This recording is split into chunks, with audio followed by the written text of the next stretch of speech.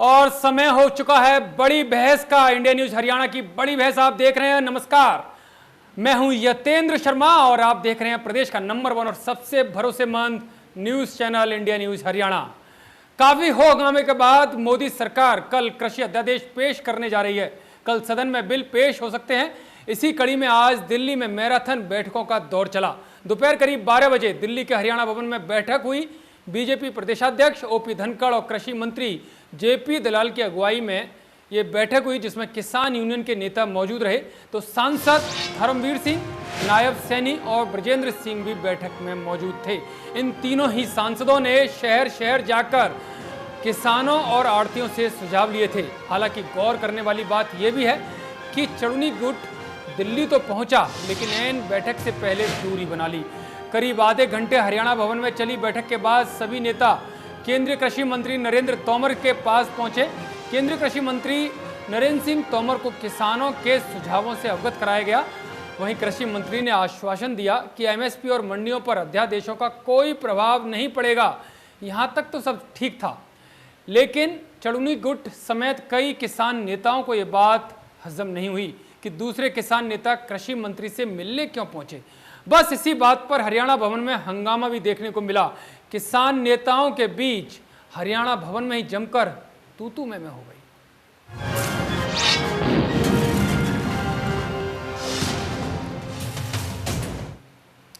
आज के घटनाक्रम की 3 तस्वीरें हम आपको दिखाते हैं। इंडिया न्यूज हरियाणा के स्क्रीन पर ये 3 तस्वीरें आप देख रहे हैं। हरियाणा भवन में बैठक चल रही है। पहली तस्वीर में कि बैठक के दौरान नेताओं के साथ जो किसान नेता हैं वो बैठे हुए हैं। कृषि मंत्री हैं, ओपी धनखड़ हैं। और वहीं दूसरे तस्वीर में ये मुलाकात चल रही है, जहां पर करीब 12:30 बजे का समय, जहां पर ये मुलाकात हुई है कृषि मंत्री के साथ किसान नेताओं की। और फिर आपस में राजनीति ऐसी हुई कि आपस में ही किसान नेता बढ़ गए। करीब 3 बजे का ये समय, जहां किसान नेता अंदर भिड़ते हुए दिखाई दे रहे हैं, तो बाहर जो गार्डन है हरियाणा भवन का, उस कैंपस में भिड़ते हुए आपस में तू मैं करते हुए दिखाई दे रहे हैं।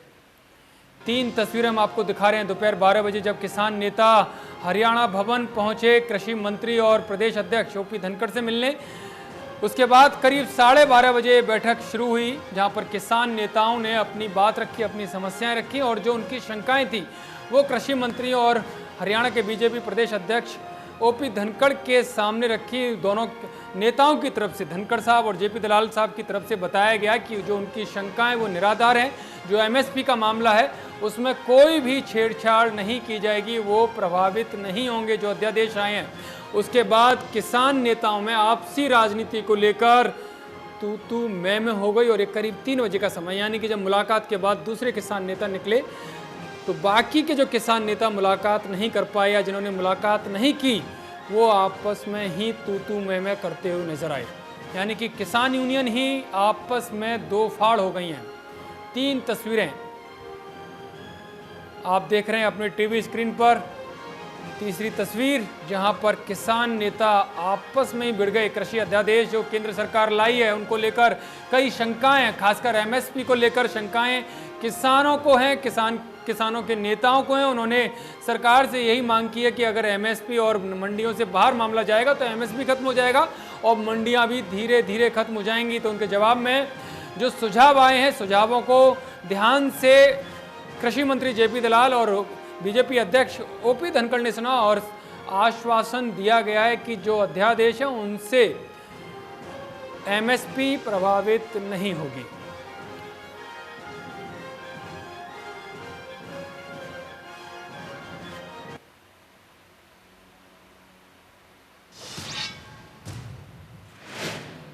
केंद्रीय मंत्री नरेंद्र सिंह तोमर से मुलाकात के बाद कृषि मंत्री जेपी दलाल ने प्रेस कॉन्फ्रेंस की। जेपी दलाल ने कहा, सरकार किसानों की हितैषी है, लेकिन कुछ राजनीतिक दल किसानों को लेकर राजनीति कर रहे हैं। किसानों को उसकी फसल का सीधा भुगतान हो, और ये बहुत मोदी जी ने, भारतीय जनता पार्टी ने हिम्मत दिखाई है कि दुनिया में ऐसा कहीं नहीं होता कि उत्पादन करता है किसान, खरीदती है सरकार, पैसा जाता है तीसरे आदमी को, आड़ती अपने आड़त ले, किसान अपनी उपज का मूल्य ले। और दूसरा ये है, कुछ हमारे आड़ती भाइयों को भी ये चिंता थी, हमारे पास कुछ आड़तियों के भी नुमाइंदे थे कि भाई मंडियां नहीं रहेंगी, बाहर टैक्स कम होगा तो मंडी की व्यवस्था कमज़ोर पड़ जाएगी।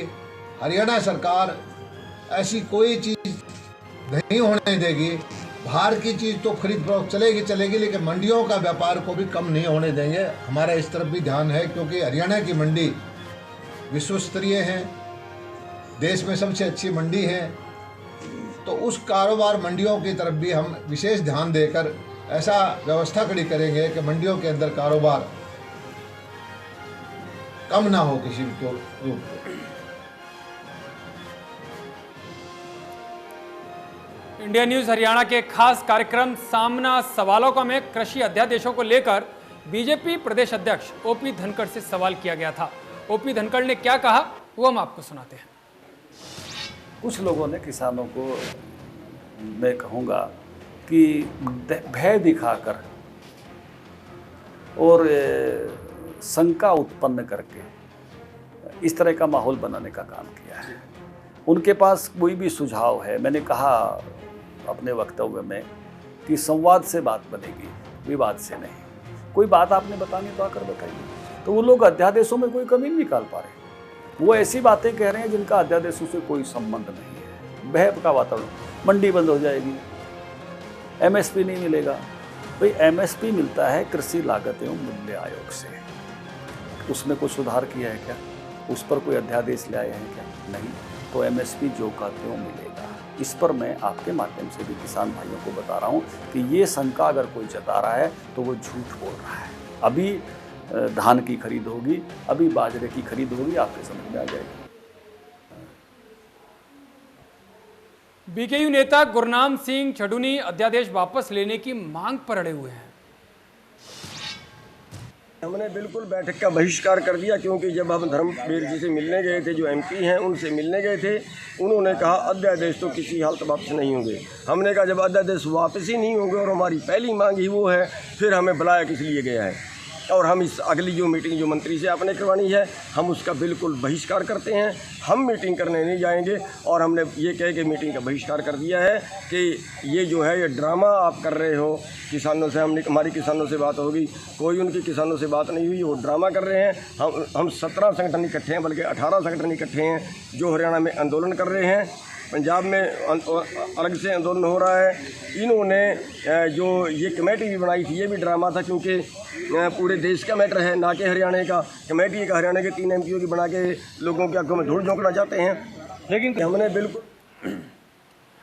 ये चढ़ूनी साहब हैं जो लगातार नाराज चल रहे हैं। उनका यही कहना है कि अध्यादेश वापस हो। हालांकि सरकार की तरफ से और संगठन की तरफ से भी, जो बीजेपी संगठन है, उन्होंने भी साफ कहा है कि एमएसपी को लेकर कोई छेड़छाड़ नहीं है। जब एमएसपी से छेड़छाड़ नहीं है तो अध्यादेश को वापस लेने का सवाल ही नहीं होता। तो सवाल इंडिया न्यूज़ हरियाणा का यही है कि अध्यादेश की आड़ में राजनीति कर रहे हैं क्या किसान नेता?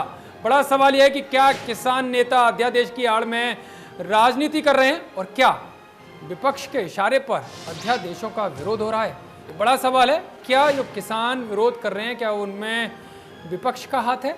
अध्यादेशों पर किसान यूनियनों में फूट के क्या मायने हैं? जिस तरह की तस्वीरें आज सामने आई हैं किसान संगठनों के नेताओं की आपस में तू मैं करते हुए, तो क्या यूनियनों में फूट के इसके मायने क्या हैं? नाराजगी दूर करने की कोशिश की गई। दोपहर 12 बजे बीजेपी अध्यक्ष ओपी धनखड़ और कृषि मंत्री जेपी दलाल की तरफ से किसान संगठनों के नेताओं को बुलाया गया। उस दौरान वो 3 सांसद भी मौजूद थे जिन्होंने व्यापारियों से, किसानों से जाकर उनसे सुझाव लिए। धर्मवीर सिंह, नायब सैनी और ब्रजेंद्र सिंह मौजूद रहे। करीब 12:30 बजे ये मीटिंग शुरू हुई, जिसमें कई किसान यूनियन के कई नेता मौजूद थे। लेकिन जो चढ़ूनी गुट है उसने इस बैठक से दूरी बना ली और जब बैठक खत्म हुई, सरकार और खासकर संगठन दोनों की तरफ से आश्वासन दिया गया कि एमएसपी का जिक्र ही नहीं है। एमएसपी का अगर अध्यादेश में से वो प्रभावित नहीं होगी तो उसका जिक्र क्यों करना। उससे आप को जितनी भी नेगेटिव बातें बताई जा रही हैं उनका दूर दूर तक कोई लेना देना नहीं है। एमएसपी बनी रहेगी, ये आश्वासन दिया गया है। इसके बाद जब किसान संगठन के नेता बाहर निकले तो आपस में तू मैं हो गई। हालांकि सरकार की तरफ से साफ है कि कल सदन में ये अध्यादेश पेश किए जा सकते हैं।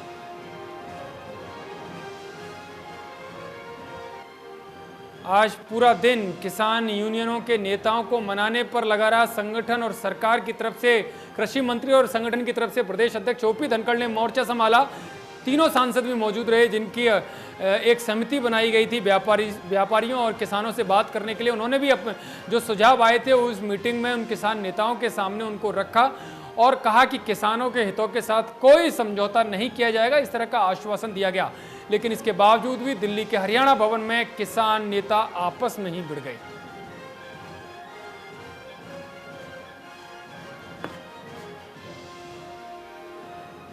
इस बड़ी बहस में हमारे साथ चर्चा करने के लिए हमारे साथ कुछ मेहमान जुड़ गए हैं। प्रवीण अत्रे साहब हैं, प्रवक्ता बीजेपी के, और वहीं कांग्रेस की तरफ से बजरंग दास गर्ग जी हमारे साथ जुड़ गए हैं, कांग्रेस के प्रवक्ता हैं। आप दोनों का स्वागत है इस बड़ी बहस में। बजरंग जी, किसान नेता आज आए, सरकार की तरफ से कृषि मंत्री मौजूद थे, संगठन की तरफ से प्रदेश अध्यक्ष मौजूद थे।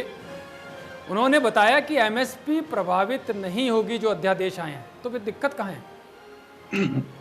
शर्मा जी, जब मंत्री कह रहे हैं भी एमएसपी में कोई दिक्कत नहीं है, एमएसपी पर अनाज खरीदेंगे, फसल खरीदेंगे, तो झगड़ा किस बात का है? तो सरकार चौथा अध्यादेश लाए, उसको जारी करे, मंडी के माध्यम से फसल खरीद होगी जी। जो भी फसल किसान की होगी वो एमएसपी से कम खरीद नहीं होगी जी। मैं स्पष्ट करना चाहता हूं, मैंने आपका सारा भाषण सुना, इन्होंने क्या चाल खेली है। जो 3 अध्यादेश जारी किए उसमें कहीं नहीं लिखा भाई जो प्राइवेट कंपनियां अनाज खरीदेगी, खेतों में खरीदेगी, गांवों में खरीदेगी, एमएसपी के रेट से किसान की फसल नहीं खरीदेगी। इसका मतलब उनको छूट है। बड़ी बड़ी कंपनियों को किसान की फसल औने पौने दाम में खरीदेगी, छूट है। ये देखिए, ये फसल पैदावार हुई नहीं, उससे पहले ही बड़ी बड़ी कंपनियां किसान की फसल खरीदने का एग्रीमेंट कर सकती है। दूसरा, अनाज मंडी के अंदर फसल आएगी तो मार्केट फीस लगेगी, मंडी के बाहर फसल जाएगी, गेट के बाहर हो, गांव में हो, खेत में हो, तो वहां मार्केट फीस नहीं लगेगी जी। एक नया फरमान हरियाणा सरकार ने हाल ही जारी किया है। जितनी अनाज मंडियां हैं, अनाज मंडी में कोई भी ट्रेड का व्यापारी, चाहे हार्डवेयर का हो, लोहिया हो, चाहे किराना, कोई भी आदमी वहां मंडी में दुकान कर सकता है। तो मंडी में खाली मंडी के लिए बनती है, तो और दुकान जो कर लेंगे, कोई फर्नीचर करेगा। बजरंग जी, क्या अध्यादेश में ये लिखा है कि एमएसपी से नीचे भी बेच सकते हैं? देखो, एमएसपी का जिक्र नहीं है। देखो, एमएसपी जिक्र होना चाहिए, ये जिक्र होना चाहिए भाई 3 अध्यादेश है, उसमें होना चाहिए कि भाई कोई भी फसल किसान की फसल एमएसपी से कम से नहीं खरीदोगी। इन्होंने तो एक खुला रास्ता खोल दिया।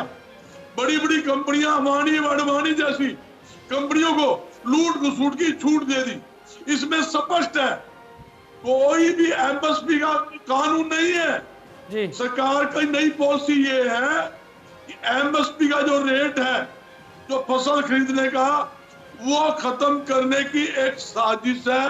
ठीक है, ठीक है। अत्रे साहब हमारे साथ जुड़े हुए हैं, बीजेपी के प्रवक्ता, जो आपकी बातें सुन भी रहे हैं और वो भी वही बताएंगे। उनसे ही हमारा सवाल है कि एमएसपी को लेकर इतना घमासान क्यों है? क्या एमएसपी का जिक्र इन अध्यादेशों में क्यों नहीं किया गया? अत्रे साहब, गर्ग जी को, और मैं हैरान हूं किस तरह से झूठ की राजनीति करने की कोशिश कांग्रेस लगातार कर रही है। पहले ऐतराज ये था, अरे ऐसा लगाओ, झूठ की ना बोलो, अरे आप अपनी बात करो। मैं बताऊं, ठीक है, अपनी उनको अपनी बात करने दीजिए। बजरंग जी, झूठ क्यों बोलते? वो आपकी आवाज, वो आपके बीच में नहीं बोले थे, उनको अपनी बात करने दीजिए। जब आपको कोई आपत्ति हो तो उनकी बात खत्म होने के बाद बोलिए। जी बजरंग जी शांति बनाए रखिए। बजरंग जी आऊंगा मैं आपके पास, बात करने दीजिए। जी देखिए ऐसा जितेंद्र, पहले एतराज ये था कि साहब एमएसपी खत्म हो जाएगी, मंडियां खत्म हो जाएंगी।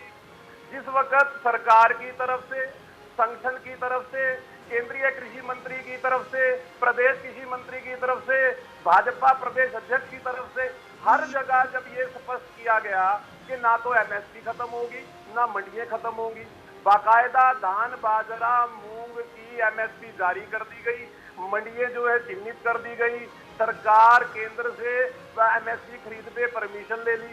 अब उनको लगा कि साहब ये तो गेम फेल हो गई। अब इन्होंने नया बात शुरू कर दी। अब ये नई बात शुरू कर दी कि साहब अध्यादेशों में कहीं पे भी एमएसपी का जिक्र नहीं है। पहले तो ये समझना जरूरी है कि CACP, commission for agriculture cost and price, जो कमीशन एमएसपी तय करता है राष्ट्रीय स्तर पे, जिस कानून के अंतर्गत एमएसपी तय होती है, वो उस कमीशन ने उसको निश्चित किया हुआ है। तो कानून के ऊपर कभी कानून नहीं बनता, पहली बात। ये जो अध्यादेश है, ये अध्यादेश है किसान को अपना माल अपनी शर्तों पे, अपनी कीमत पे बेचने की आजादी देने का। पिछले 50 साल से लगातार किसान संगठन ये मांग करते रहे ये जब कोई भी उद्योगपति अपना माल अपने कीमत पे बेचता है, अपनी शर्तों पे बेचता है, तो किसान अपनी फसल की कीमत खुद तय क्यों नहीं कर सकता? ये मांग लगातार रही। बिल्कुल। एक देश एक कृषि बाजार, ये मांग लगातार किसान करते रहे। केंद्र सरकार ने इन अध्यादेशों के जरिए किसानों की इस मांग को पूरा किया है, नंबर 1। नंबर 2, देखिए जब मंडी रहेगी, एमएसपी पे खरीद होगी, मंडी के अंदर खरीद होगी, तो किसान के पास मौके उपलब्ध हो गए ज्यादा। अगर कोई व्यापारी बाहर से बाहर किसान के उपज को एमएसपी से ज्यादा पे खरीदने के लिए तैयार है, तो किसान बाहर बेचेगा। ठीक है। तो एमएसपी से ज्यादा पैसा नहीं देता तो किसान मंडी में एमएसपी पे बेच देगा। एमएसपी तो है अपनी जगह। तो किसान के लिए जो ये उपलब्धता, ये तो आजादी के लिए है। इस आजादी से परेशान हो गए विपक्षी दल, क्योंकि उनको पता है पिछले 60 साल से कांग्रेस किसान के नाम पे राजनीति करती रही, और इन अध्यादेशों की वजह से किसान को जो मजबूती मिलेगी, जो ताकत मिलेगी, उससे कांग्रेस की किसान के नाम पे। ठीक है अत्रे साहब, मैं आपके पास आऊंगा। भाग्यू से हमारे साथ महासचिव जुड़ गए अम्बावत गुट के शमशेर दहिया जी। दहिया जी आपका स्वागत है, और अमनदीप केसरी जी भी जुड़े हैं जो प्रवक्ता हैं इनेलो के। मैं सबसे पहला सवाल आपसे है दहिया साहब, आपने दोनों की बात सुनी होगी, किस तरह से राजनीति तो हो ही रही है, लेकिन क्या एक किसान यूनियन के आप नेता भी हैं, तो जो अध्यादेश आए हैं आप लोग भी उसका विरोध कर रहे हैं?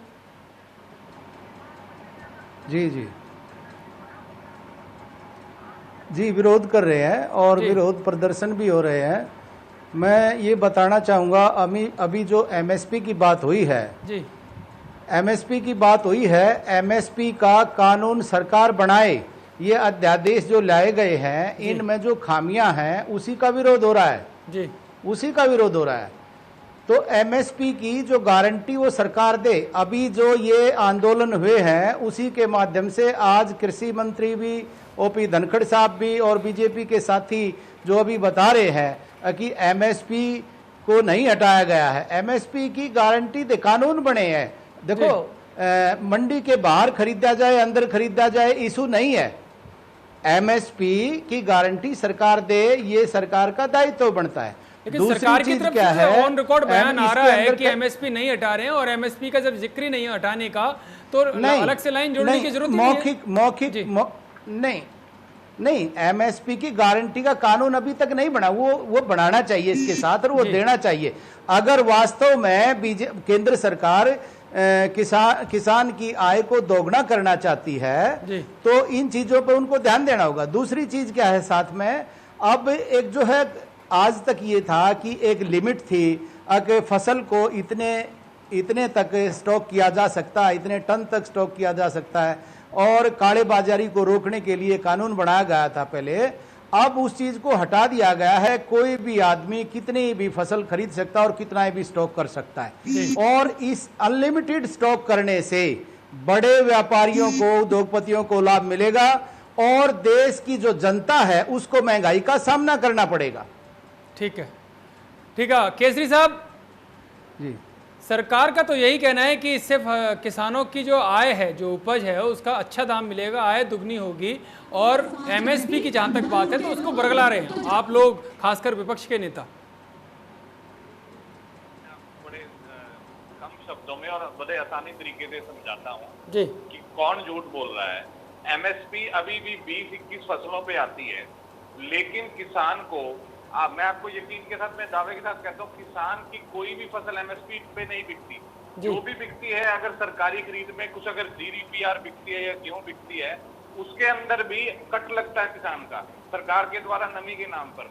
और उसके अलावा जितनी भी फसलों की एमएसपी होती है, अगर सरकार उनको फसलों को नहीं खरीदती तो किसान को वो दाम नहीं मिलता। उसका उदाहरण मैं आपको दूंगा कि जैसे अभी मक्के की फसल हुई थी, उसकी एमएसपी 1781 रुपए थी, लेकिन मक्का सरकार नहीं खरीदती, इसलिए किसान को औने पौने दाम पे वो बेचना पड़ा, 500-600 रुपए क्विंटल पे बेचना पड़ा मक्का।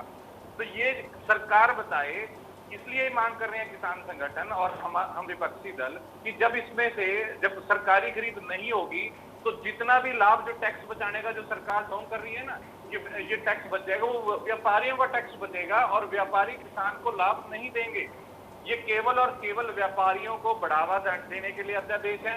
देखिए, एसेंशियल कमोडिटी एक्ट के जो भंडारण की रोक हटा दी गई है, ये किसान के पास तो पहली भंडारण नहीं है, ये व्यापारियों के पास भंडारण होता है, उनके लिए रोक हटाई गई है। इनको अच्छी तरह पता है, खास करके हरियाणा का किसान आज बड़ी कम छोटी लैंड होल्डिंग्स में रह गया है। मुझे बात कंप्लीट करनी थी, ये बहुत इंपॉर्टेंट बात है जी।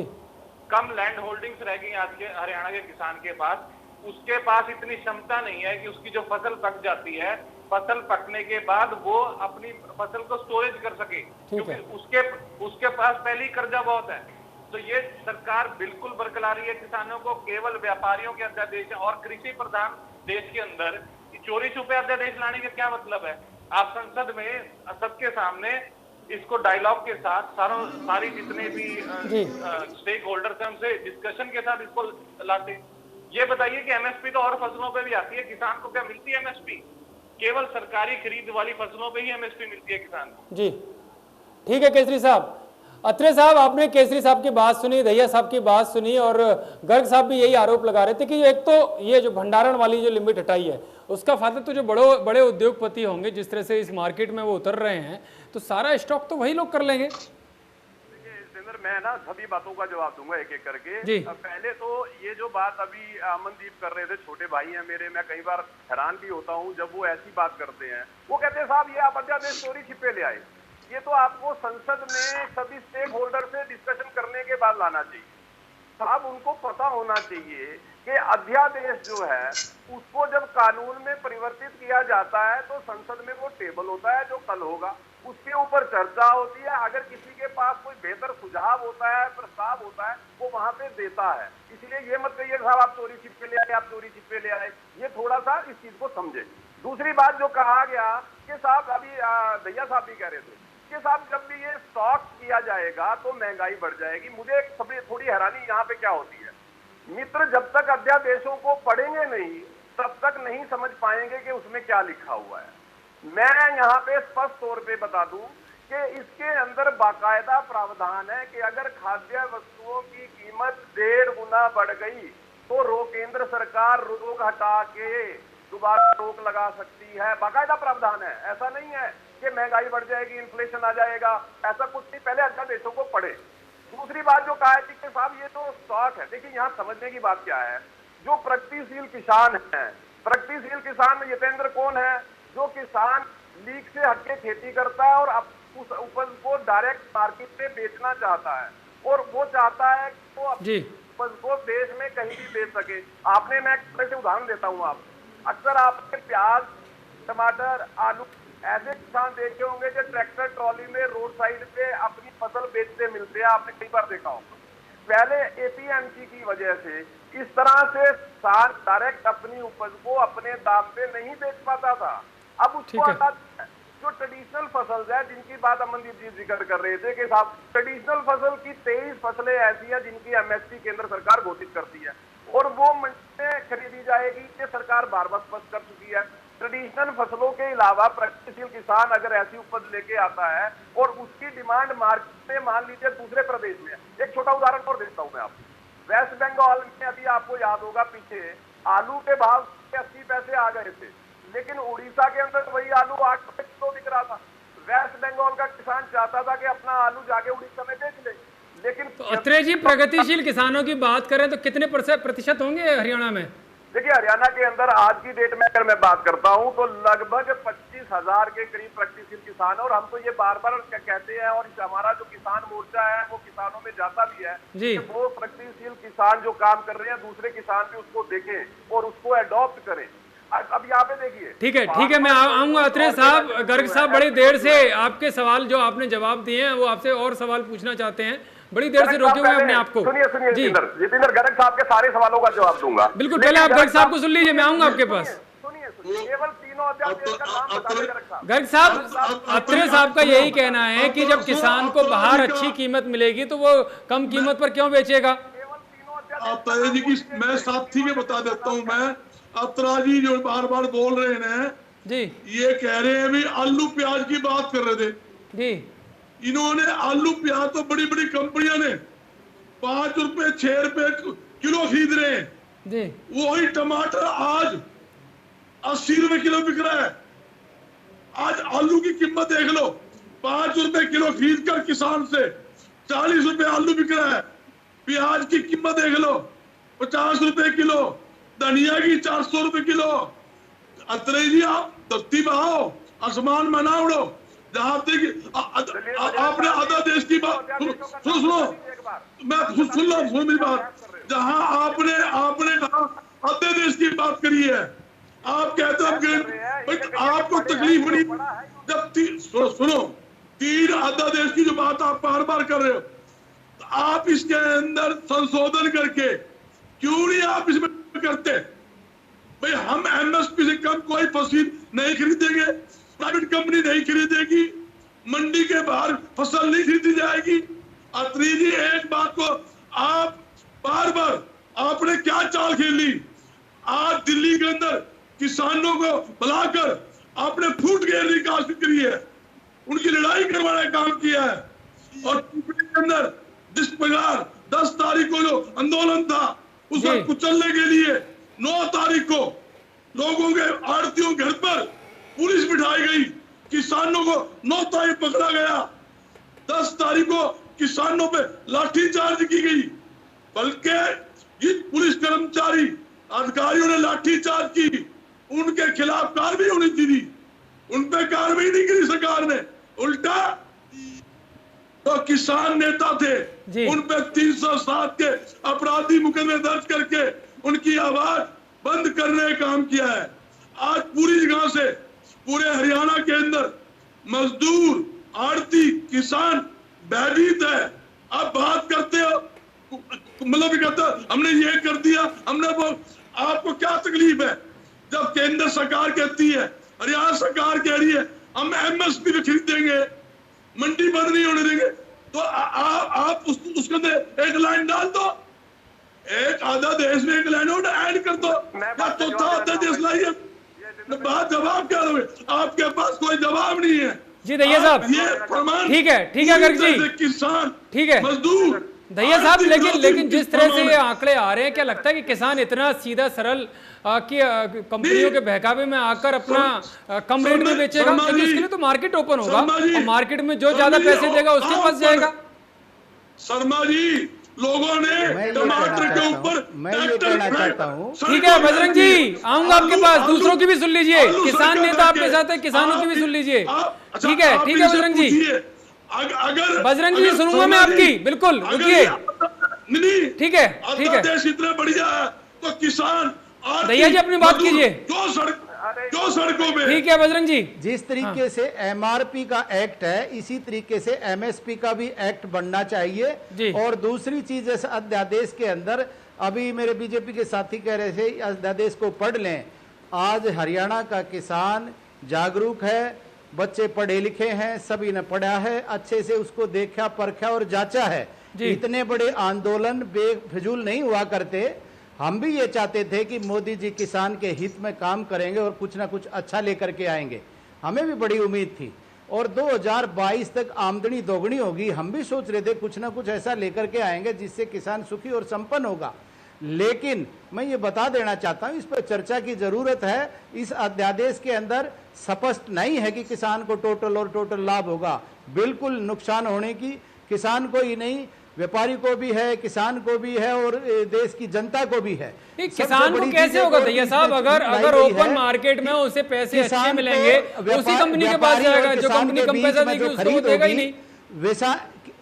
नहीं, व्यापारी और किसान के बीच में जो खरीद होगी, अगर उसमें कोई भी डिस्प्यूट होता है तो किसान से ये कानून भी छीन लिया, वो कोर्ट कचहरी भी ना जाए, वो एसडीएम तक जाएगा, एसडीएम के बाद वो डीसी तक जाएगा, डीसी और एसडीएम जो सरकार के दबाव में काम करेंगी, तो किसान को न्याय कहां मिलेगा? ये सारी चीजें इसमें सब स्पष्ट दी गई हैं।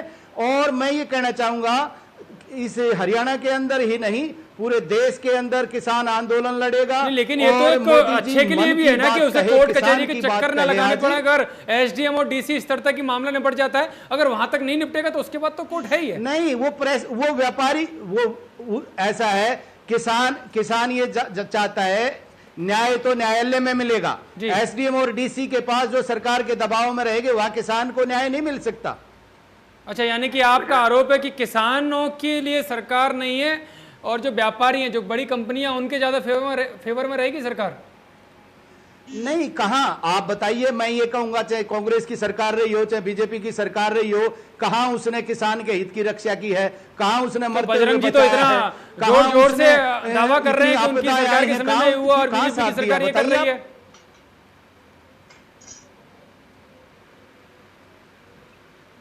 जी हाँ, केसरी साहब। समझने की कोशिश करिए, जो बार बार आप सवाल उठा रहे हैं जी, कि भाई व्यापारी को अभी भी किसी ने नहीं रोका कि वो किसान की फसल खरीदे। किसने रोका है व्यापारी को अभी खरीदने से? किसी ने नहीं रोका। ये ऐसा थोड़ी है कि इस अध्यादेश के बाद ही व्यापारी आएगा खरीदने। वो अब भी किसान की फसल खरीदता है। मैं आपको बार बार कह रहा हूँ, वो अब भी किसान की फसल खरीदता है और एमएसपी होने के बावजूद कम पे खरीदता है। बहुत सारी फसलों की एमएसपी है, लेकिन व्यापारी कम पे खरीदता है किसान की फसल। केवल किसान को उसी चीज का एमएसपी मिलता है जो सरकार खरीदती है, जो उनकी फसल। और जो ये बात आप कह रहे हैं ना, ये भारतीय जनता पार्टी को भी अच्छी तरह मालूम है कि भाई डीसी एसडीएम पे क्या है, सरकार जो है व्यापारियों का साथ देगी।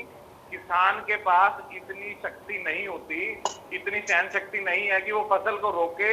और अगर उसकी एक बार भी पेमेंट मर गई ना, एक बार व्यापारी मुकरा, तो वो कई बरस तक कर्जे से नहीं। लेकिन उसमें तो रूल है ना, कितने 72 घंटे के अंदर पेमेंट होगी। अरे भाई साहब, रूल है ना। रूल तो ये भी आपके देश में कि आप मर्डर करोगे तो फिर चर्चा का मतलब ही क्या? अगर आप चाहते हो, आप खुद ही कह रहे हो कि रूल बना दिए जाएं और रूल को ही आप कह रहे हो कि जी। अरे भाई साहब, रूल हर एक कानून में होते हैं। और आप क्या मानते हैं? तो फिर आप क्या चाहते हो? तो फिर आप क्या चाहते हो कि रूल ना बनाए जाए? रूल तो अब भी है, रूल तो अब भी है। क्या अब नहीं किसान लूटता? अब नहीं है, अब भी रूल एमएसपी। आप ये बताइए, एमएसपी का रूल है, मक्के पे एमएसपी मिलती है। क्या मक्का बिका किसान? तो आप क्या चाहते हो कि एमएसपी ना हो? अरे कमाल है, आपको नहीं समझ में आ रही? आप भी किसानों के दुश्मन है क्या? एमएसपी होना चाहिए और एमएसपी का गारंटी का रूल कानून बनना चाहिए। व्यापारियों को किसने रोका है? अब भी व्यापारी खरीदने आते हैं किसान की। नहीं, आपका सुझाव क्या है? अरे भाई साहब, हमारा सुझाव ये है कि भाई इस कानून को, इस काले कानून को, ये व्यापार हितैषी कानून है, जमाखोरी बढ़ाने वाला कानून है। इनडायरेक्ट वे से, जैसे अभी सरकार कह रही है कि हम रेलवे को प्राइवेट हाथों में नहीं बेचेंगे। बिक गई ना? आप भी ये कहते हैं, अब रूल बनाया था, बीएसएनएल बिक गई ना, जियो चल गया? नहीं चल गया। इसी तरह ये 3 काले कानून लाए गए हैं ताकि जो सरकार की खरीद जो है, सरकारी खरीद है, जो किसानों को जिसका आमदन आय मिलती है, ठीक है। अत्रे साहब, कल सदन में ये अध्यादेश पेश होंगे तो जिस तरह के सुझाव यहाँ पर आ रहे हैं, जो चर्चा में बात है, आप तीनों ही चाहे किसान यूनियन से दैया साहब हो या कांग्रेस से एनालिस्ट हो, उनके सुझाव है, क्या इन पर चर्चा करेगी आपकी सरकार? जितेंद्र, पहली बात तो ये है कि इनेलो के प्रवक्ता जिस तरह की बातें कर रहे हैं, कहते हैं जी साहब रेलवे बिक गई, बीएसएनएल बिक गया, कानून था उसके बाद बिक गया। साहब डिसइन्वेस्टमेंट के बारे में इनको शायद कोई जानकारी नहीं। कौन सा कानून था? इन्वेस्टमेंट के बारे में सरकार लगातार बोलती है, पढ़ लीजिए पहले उसको, पहले पर प्यार करते हैं हमें। दूसरी बात आप देखा होगा सर, अरे भाई बोलिए आप तो बीच में बोलते मत कीजिए, जब आप बोलते तो मैं तब था ना। अब सुनिए आप, देखिए दूसरी बात जी, भैया जी ने एक बात यहाँ पे कही कि साहब ऐसा है कि किसान जो है उसको दिक्कत ये आएगी कि मैं भैया जी पहले फिर दोबारा कहूंगा, आपका सम्मान करता हूँ, मैंने जो ये बात कही ऑर्डिनेंस को पढ़ लीजिए, वो यहाँ साबित हो रही है। क्योंकि इस ऑर्डिनेंस के अंदर जो आप कहा कि साहब किसान कोर्ट में नहीं जा सकता, पहले उसको पढ़िए, उसमें बाकायदा क्या लिखा है कि किसान की जमीन को किसी लिटिगेशन में शामिल नहीं किया जा सकता। नंबर एक, किसान की जमीन पे अगर व्यापारी कोई स्ट्रक्चर बना लेता है तो उसको विदिन 30 डेज एग्रीमेंट खत्म होने के बाद रिमूव करना पड़ेगा, वरना किसान उसका मालिक हो जाएगा। तो अगर किसान कोर्ट में इसलिए नहीं डाला क्योंकि कोर्ट में मामले लंबे हो जाते हैं, परेशानी पैदा करते हैं। एसडीएम, लेकिन दैया साहब का तो कहना है एसडीएम डीसी तो आप ही के होंगे, सरकार के होंगे, वो सुनेंगे नहीं किसानों की।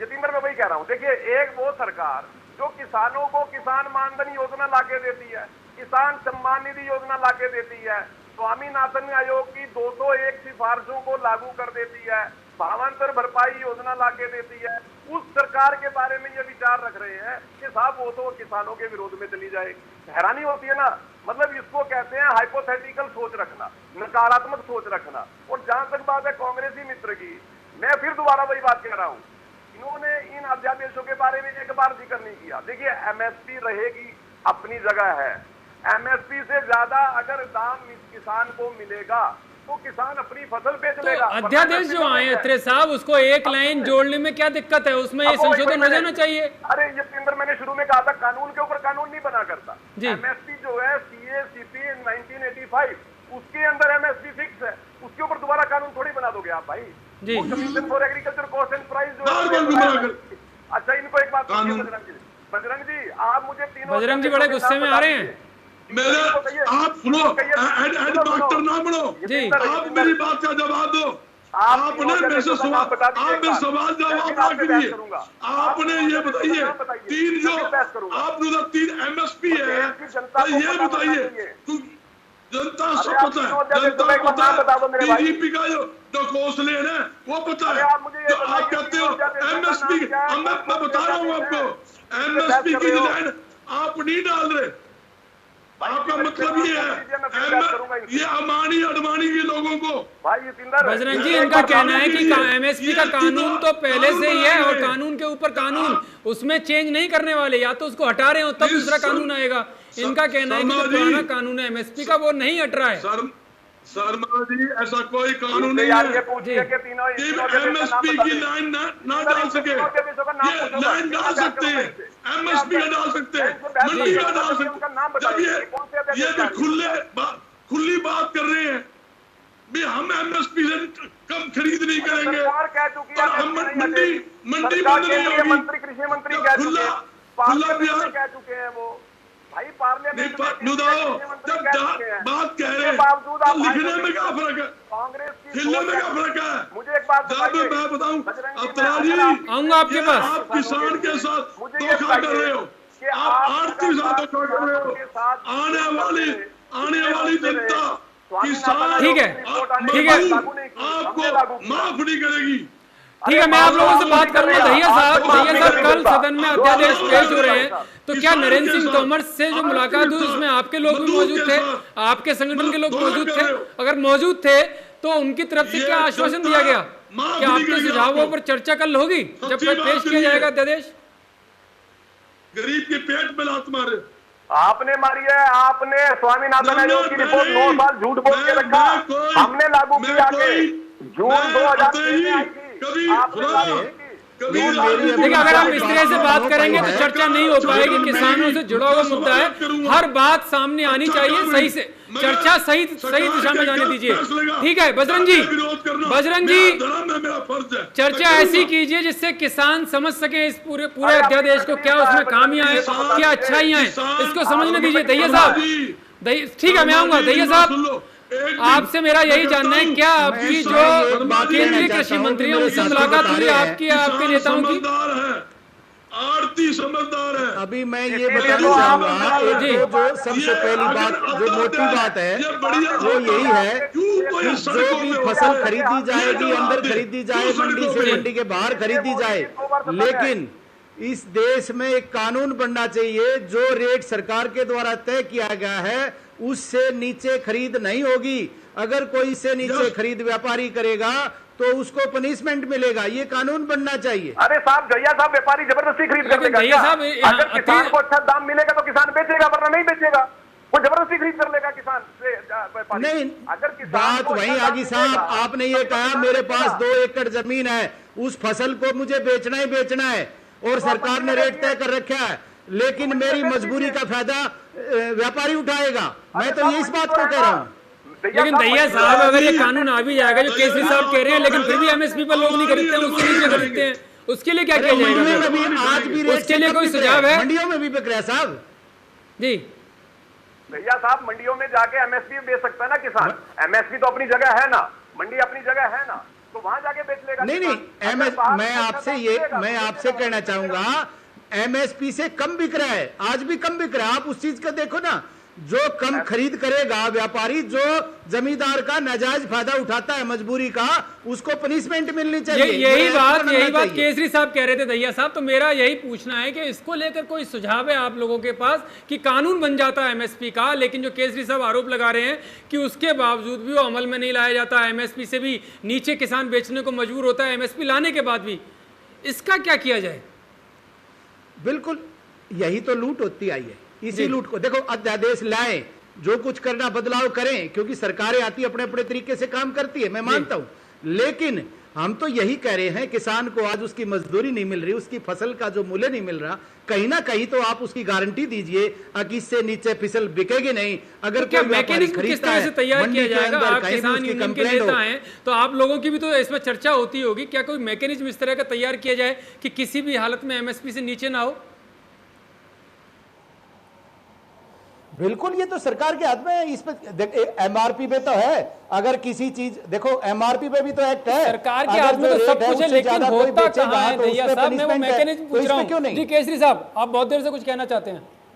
जी, ये तेंदर जी, देखिए सबसे पहले मैं यही बताना चाहूंगा, जो मेन मुद्दा है जो अब आपने पूछा है, उसका जवाब भारतीय जनता पार्टी के प्रवक्ता नहीं देंगे, क्योंकि ये जो जिस लहजे में ये बात कर रहे हैं ना कि किसान की कोई व्यापारी जबरदस्ती थोड़ी खरीद लेगा, ये जो लहजा है इनका, ये इसलिए है कि किसानों को और मसले, मैंने पहले कहा कि किसान की जो फसल होती है, आप मान करके चलिए कि दूध है या गेहूं, कोई भी चीज ऐसी पेरिशेबल आइटम होती है किसान के पास कि वो ज्यादा दिन तक स्टोर नहीं कर सकता, और उसके पास कर्जा इतना ज्यादा होता है कि उसको जल्द से जल्द अपनी फसल बेचनी होती है, जिसका फायदा ये व्यापारी उठाते हैं। और इस अध्यादेश के अंदर उन्हीं को और ज्यादा प्रमोट किया गया है। अगर उनकी मंडी फीस माफ कर दी गई है, अगर उनकी आड़त की कमीशन माफ कर दी गई है, तो वो किसान को ये फायदा नहीं पहुंचाएंगे। यही तो डर है सबसे ज्यादा, और इस डर को, ये सुझाव है हमारा, आप जो बार बार पूछ रहे हैं ना, इस डर के लिए सरकार कानून लेके आए कि ऐसा नहीं होया जाएगा, ऐसे अत्याचार किसान के साथ नहीं किए जाएंगे। और दूसरी बात मैं ये कहूंगा, यानी अत्रे साहब की पार्टी को डर है?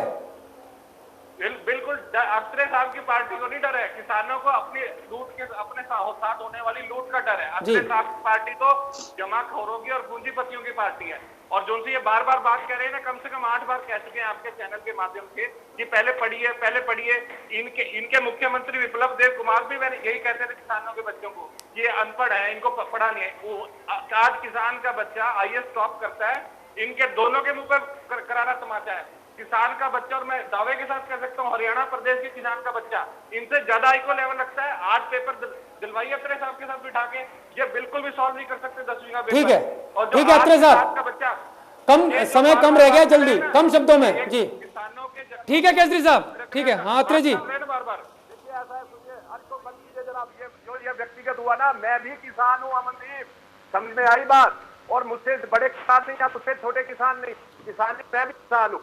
और अगर तो पेरिशेबल है, अरे इसमें भी सम्मत